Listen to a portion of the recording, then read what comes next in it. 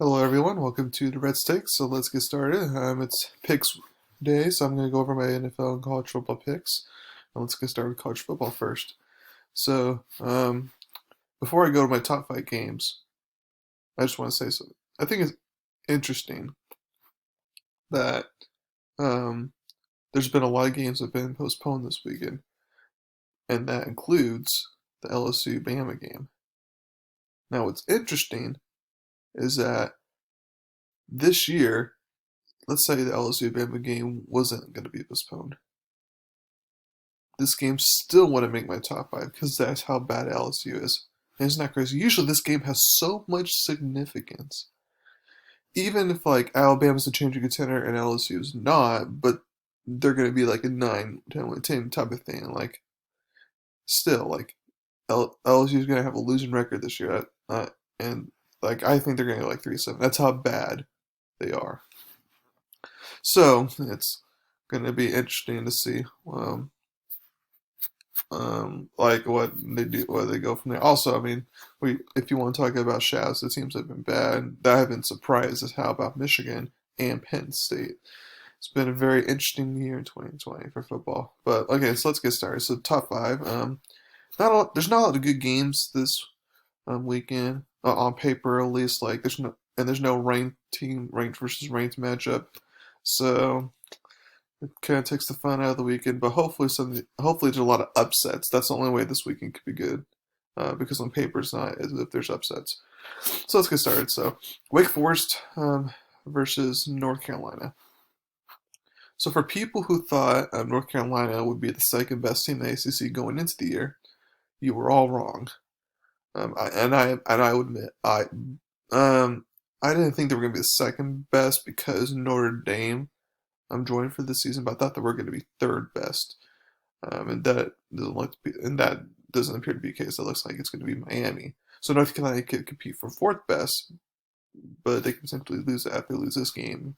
Um, but it's going to be it's interesting because like I feel like Wake Forest here is a very dangerous opponent for North Carolina. Now North Carolina at home has been really good this year, but we saw North Carolina get upset by Florida State. We saw them get upset by Virginia. And you know how they got upset both times? That's because they fall into the huge early deficits. Like they were down by like 17 plus against Florida State and around 10 or 17 against Virginia. So it's very hard to make a full comeback. So that's the key for North Carolina here. Because since Wake Forest, even though their defense is not great, since Wake Forest offense is pretty good, if they fall into a deficit with Wake Forest, they're going to lose this game. Now, like I said, because they play better at home, I feel like they'll get off to the right start and take care of business. But I mean, this is going to be a closer game than a lot of the experts think. I'm going to take North Carolina by a touchdown here in a high scoring affair. Okay, 9 Miami versus Virginia Tech 4-3. So now I know Virginia Tech just got upset by Liberty, but let's face it, Liberty's a good team this year, despite their program not being good. They're a good team this year. You have to face the facts. Reason Hugh Freeze just got a 6-year extension, which I'm surprised he accepted because if I were him, I'd bolt to a better program, but oh well. Miami, as they showed against NC State, they're vulnerable, at least on defense, and not on their defense line, but like their secondary stuff is just vulnerable. And you know Virginia Tech can score a lot of points. I know they are angry about what happened with Liberty because they looked like they had the one game with the block punt return for a touchdown, but they got called back due to a timeout.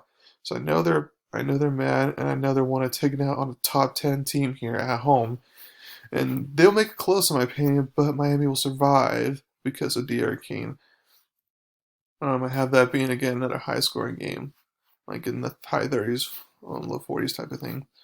Um, Three, you got 19 SMU, 7-1 versus Tulsa, 4-2. So who knew that when all said and done, this looks like the winner of this game will face Cincinnati in the American Conference title game.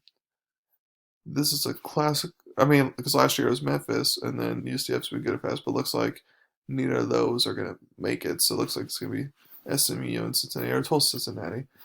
Tulsa showed against UCF and Oklahoma State that they can contain a good offense. So SMU, which is all about offense and no defense, needs to be careful here. This is a classic air raid type team, and there are ways to defend the air raid. It's not impossible. I feel like this game's going to come down right to the wire, but because of Tulsa's defense and containing SMU, and it's at home for Tulsa, I feel like they're going to squeak out and win here by a field goal, like a 27-24 type of game here, to make Tulsa basically in the driver's seat to meet Cincinnati title game. Even though Tulsa will face Cincinnati in the last game of the regular season before the conference title, which would be the same scenario as last year, where Cincinnati and Memphis faced off the last game, and then they faced each other right after the title game. So that'd be kind of interesting to have that happen 2 times in a row. But anyways, let's go move on to game number 2, the second best game in my opinion, and an underrated game. Not like people I feel like are talking about. It's 23 Northwestern 3-0 versus Purdue 2-0. Both battle undefeateds here. Obviously, Northwestern loses, Purdue wins this game. Then Purdue would probably jump in the top 25. But obviously, Northwestern wins this game. They can climb a little higher. But I don't think the winner of this game necessarily will challenge Wisconsin, in my opinion, for the division title. They could, but I don't see it. But both teams are good defensively and streaky offensively. So expect a low-scoring, classic Big Ten type of game here.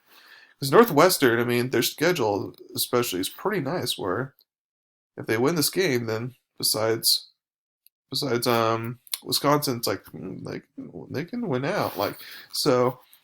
Northwest looks like they're back to that team 2 years ago when they went to the Big Ten title game against Ohio State. It looks like they're that good at Purdue. The jury's still out on them because they don't. I need to see more of what they're going to do. Because Northwestern, at least as a face, looks like a decent team, Maryland, but Purdue is like, Iowa's not that good, and I forget who that other opponent was. I think it was Illinois, but they're not good opponents, so we'll kind of see what Purdue is here. But I feel like Northwestern, despite being on the road here, is going to get the upset here because I like what I see from them more. Like I said, lower scoring game, 20-16.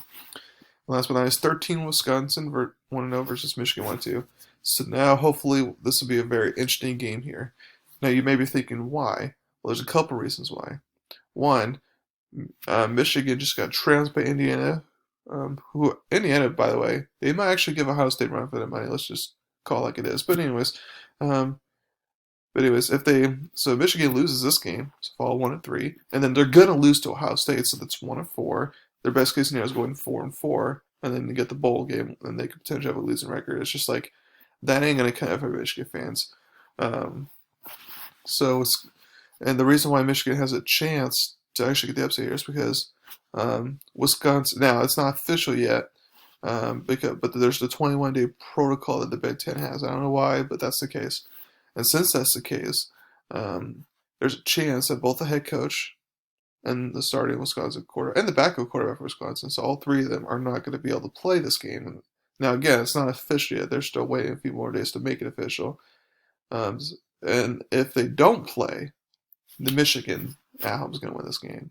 I'm calling it. But since Michigan's bad, Wisconsin's, I feel like Wisconsin's going to find a way to make a slower scoring game and a closer game despite their issues. But I'm going to have Michigan like a field goal type of game, like a 24-21 type of game. So those are my picks. I got North Carolina by a touchdown, Miami by a touchdown, Tulsa by a field goal, Purdue by field goal 4 points. Northwestern by field goal 4 or 5 points type of thing, and then Michigan by field goal for an upset. So now let's go on to my NFL picks. So you get the Thursday Night Football game tonight, Colts versus Titans. I'm going to take the Titans here. Now the Colts can potentially get an upset here. It's the divisional opponent, and that makes things tough. But the favorites going to the Titans is that they're at home. Because remember, road teams on Thursday Night Football are typically bad. Now I know Packers short for 49ers last week, but 49ers were a bad team. That doesn't count. So I feel like the Titans are going to win here. In a closer scoring game, I feel like it's not going to be a blowout necessarily, but I feel like Titans defense will cause enough problems for Philip Rivers, and Titans can get the win. Next, you get Texans versus Browns. Now this is a very interesting game. I feel like it'll be a high scoring. The Texans will make it close because Deshaun Watson, and the Browns defense isn't great per se, but I'm gonna still take the Browns here at home. It's a road game for Tyson Switch. You got to deal with that cold weather, and then also Texans' line isn't that great, which means Myles Garrett can get in and pressure, potentially cause a few turnovers there or something like that. So I feel like Browns will get the win and keep their playoff hopes alive now. Washington versus Detroit Lions. Again, I'm taking Detroit Lions here. I don't take them often, but against a Washington team that's going to be starting Alex Smith and having some issues, I'm going to take the Lions here. Jaguars versus Packers. No, nobody did Packers, obviously. Eagles versus Giants. So this is very interesting because if Giants win this game, then it's like, oh, well, Giants can now actually win the division because they're only going to be a game behind Philly at this point, and then obviously Eagles have to lose another game or so. But I mean, I feel like Giants can win against the Cowboys after losing against them the first time, which means they would get to at least 4 wins there. So this is very interesting. Now I'm going to take Eagles because I feel like they're gonna find some way to win. Like for some reason, they have been the past few games getting lucky and finding ways to win. But don't be surprised if the Giants get the upset here. Bucks versus Panthers. So unfortunately for Panthers, they got Christian McCaffrey back, but now he's out again with an injury.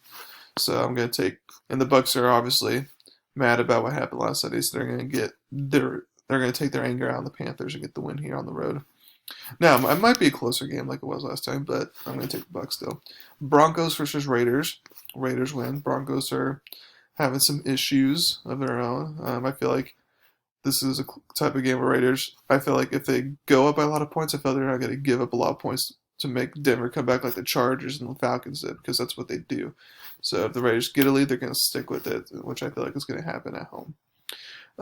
Chargers versus Dolphins. Interesting battle here of Justin Herbert versus Tua, because Tua looks like he figured something out and has played well, and the Chargers can't hold the lead for nothing. The Dolphins are going to win this game at home and continue their win streak. Bills versus Cardinals. This was the hardest game for me to pick because, again, it's at Arizona. I know Arizona's lost twice in a row already, but like Arizona, I like what I see for Kyle Murray. And plus, with those mobile quarterbacks, it's hard for the Bills to face them. So I feel like, but again, the Bills did such a good job against Seattle. I mean, the Bills could easily win this game as well, so it's hard for me to pick. And the Bills probably might win, but I'm still gonna take the upset here. Cardinals, Seahawks versus Rams. This is a very interesting game. Even though I like the Seahawks, for some reason the Rams have kind of had their number in the series. Like the Rams usually win, and if they don't, it's super close loss type of thing. So at home, I'm actually gonna take the Rams here. Because I feel like the Seahawks defense won't be able to stop the Rams. Bengals versus Steelers. Steelers here, obviously. Now, if Big Ben doesn't play, then I actually might take the Bengals here for the upset. But so far, indications support the Big Ben should play, so I'm going to expect that. 49ers versus Saints. Saints win easily. 49ers depleted injuries. And we saw what the Saints did. So they're going to win. Ravens versus Patriots. Not a very interesting game here. We'll see. Bill Belichick has something for Lamar. The second go around after the first go around last year, Ravens destroyed them. But I feel like this is going to be a close game than the experts think. But I'm still going to take the Ravens here to win. And then last but not least, for the Monday Night Football game, you got Vikings versus Bears. Now again, a very interesting game. But what the Bears are pretty good at is stopping the run. Except Derrick Henry got what he won somewhat to a degree last time, but Bears are pretty good about stopping the run, and that's all the Vikings does is stop the run. Plus, with the Bears' physical front, it usually outmatches Vikings' O-line. Like that's why the Bears won both times last year, and the Bears are basically, despite what their struggles are, they've had the recent upper hand against Minnesota. So I feel like they'll prove once again, at least at home for Chicago this time around, and Chicago wins in a close game here in a lower scoring game on Monday Night Football. So those are my picks for this week. We got Titans, Browns, Lions, Packers, Eagles, Bucks, Raiders, Dolphins, Cardinals, Rams, Steelers, Saints, Ravens, and Bears. So thank you very much for listening to my podcast today. Please subscribe to my channel. Tell everyone about me. Thank you very much. Y'all have a wonderful day.